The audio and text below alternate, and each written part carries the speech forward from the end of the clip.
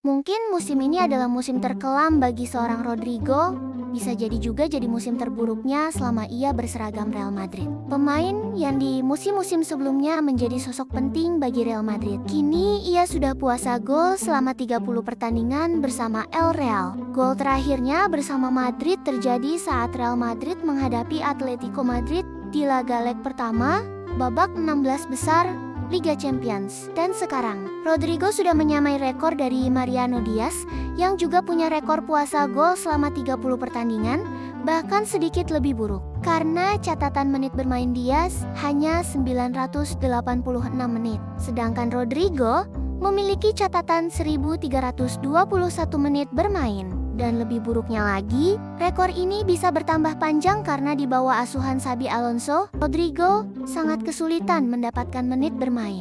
Apakah sudah waktunya pindah? Gimana menurut kalian?